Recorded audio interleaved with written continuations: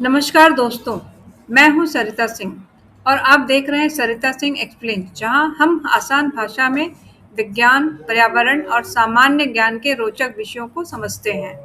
हर साल सर्दियां आते ही हजारों पक्षी बिना पासपोर्ट, बिना वीजा और बिना किसी जीपीएस के हजारों किलोमीटर की यात्रा करके उत्तर प्रदेश की एक झील तक पहुंचते हैं।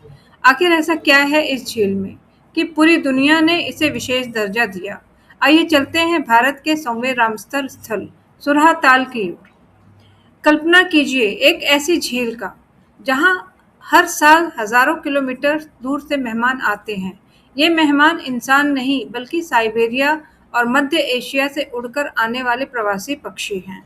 यही कारण है कि उत्तर प्रदेश के बलिया जिले का सुरहा ताल आज पूरी दुनिया की नज़र में है।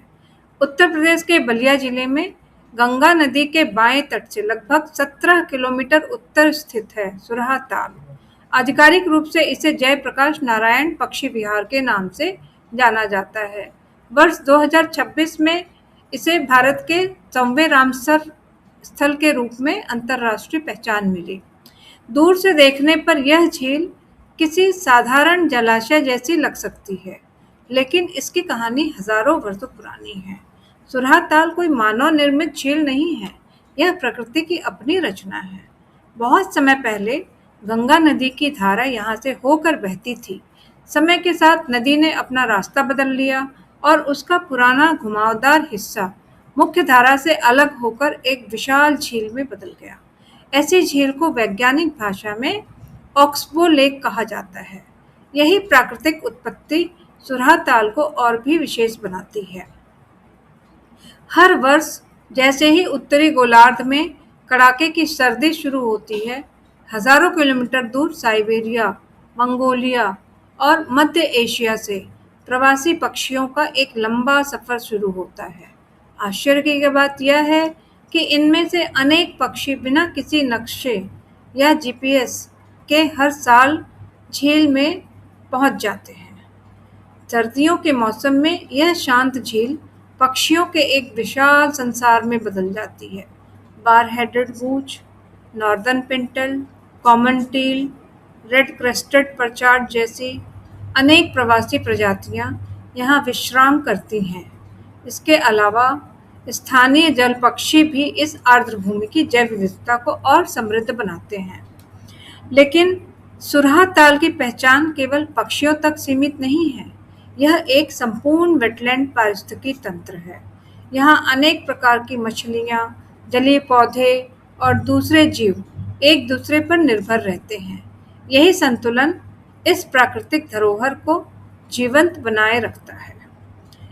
यही समृद्ध जैव विविधता और पारिस्थितिकी महत्व वह कारण है जिसकी वजह से सुरहा ताल को रामसर आर्द्रभूमि के रूप में अंतर्राष्ट्रीय मान्यता मिली।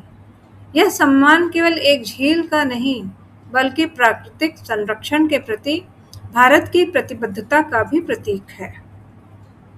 सुरहा ताल केवल पक्षियों का घर नहीं है, बल्कि आसपास रहने वाले हजारों लोगों के जीवन का भी आधार है। यहाँ का पानी धान की खेती में सहायक है।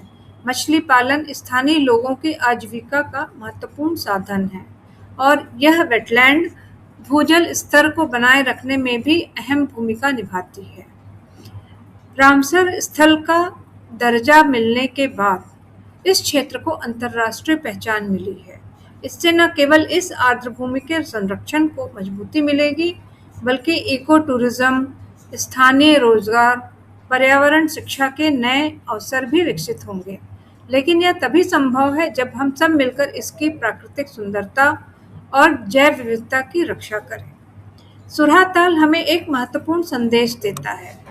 प्रकृति केवल देखने की चीज नहीं, बल्कि हमारी साझा विरासत है। यदि हम आज अपनी आर्द्र भूमियों, नदियों और पक्षियों की रक्षा करेंगे, तभी आने वाली पीढ़ियां भी अद्भुत प्राकृतिक संसार को उसी रूप में देख सकेंगी।